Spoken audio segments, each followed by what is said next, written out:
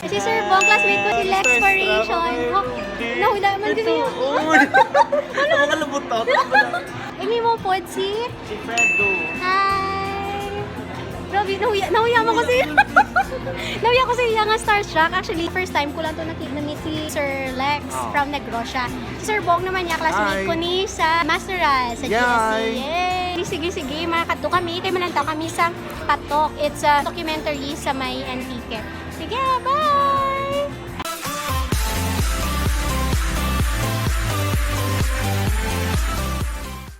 Hello everyone! Bagulang din natapos ang aton nga screening sang Patok. Sir, kamusta? Sir, nakita ninyo nga culture ang screen. Nagbalbal kita ang amang pagpasalamat kay Chef Emmanuel Rona sa pag-serve na at pag-document ang amin na programa na bilang tinatawag ng Papa. Siguro na kilala ng amin na lugar, pagi sa kay Emmanuel Rona, na hindi lang dito sa Antique, kami nakilala sa bilog ng nasyon ng Pilipinas. Kapasalamat man ako sa amon kultura na himo ay hasta sa amon kabataan kaapuhan daw magapabilin dito ang mga kultura.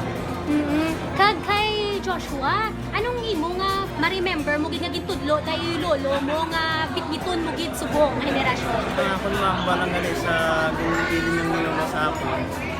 Masin kami nga mga uri nga mga bata na makatapos sa pag-eskwela, nanlan balikan kinamon ang amon nga lugar nga ginitawan. Kaya mo gid ang sara nga himras namon sa among mga nikanan sa mga panagtiyo. Salamat man kay share yung ato nga culture man sa iba naton nga mga kapwa Pilipino. Yay, kagupod ko naman subo si Sir Janito kag si Rex. Sir, kamusta ang aton nga tribe? Nalipay man kami tukip kang Yuki, Oo. barangay, tapos napantog rin kami sa bilog na kalibutan. Naman mga lugar kag purgupon sa General Pangyon. Kag kay Rex, kamusta Rex? Kay ikaw kuno ang posibleng nga maging top 10 kids nga mga college graduates sa ato, no? Nga tribe. Durugid nga salamat especially kay Sir Iman nga tanagid ang first nga nag-discover ka nga mga barangay. So mas track ang mga beneficiaries nga amon mabuol as students kay it is because bilong kami sa indigenous people.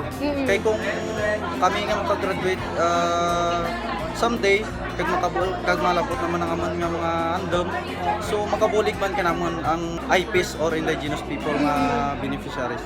Oo, no? Kag importante gid na nga at least kita once nakabalo na kita kung may tinuran kita magabalik kita liwat sa atong nga ginhalinan. Sige, thank you very much for watching. Thank you kids, sir. Until next time. Bye.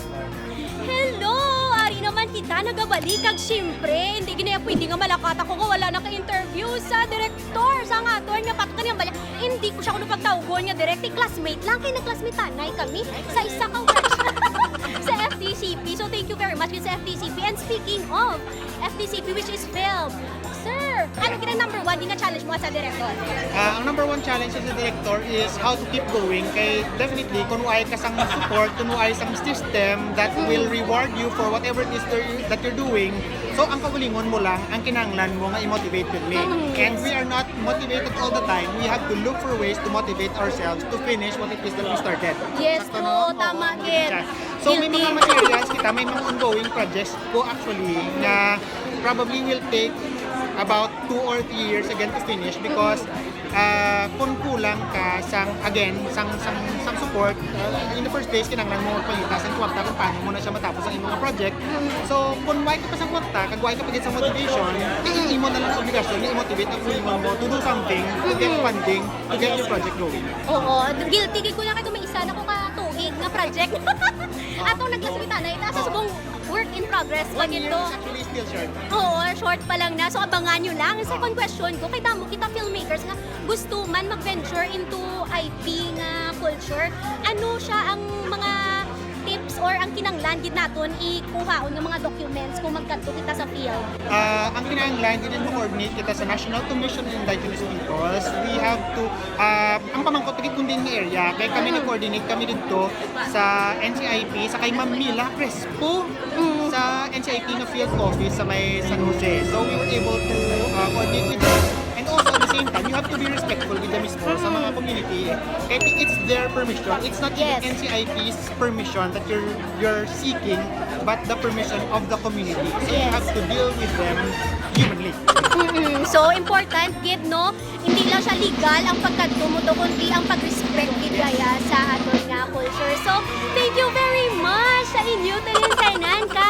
October san o kita pa Brazil, sir? Hindi ako magpa-Brazil, pero ang pelikula lang. Ang pelikula, oh. Ayun, so congratulations and until next film. Bye! Ayaw kayo nakahapit ka mo sa akong nga channel. Kung bago pa lang ka mo diri, pindot ang subscribe button, pati ka ang lingganay, kag hindi pagkalimti.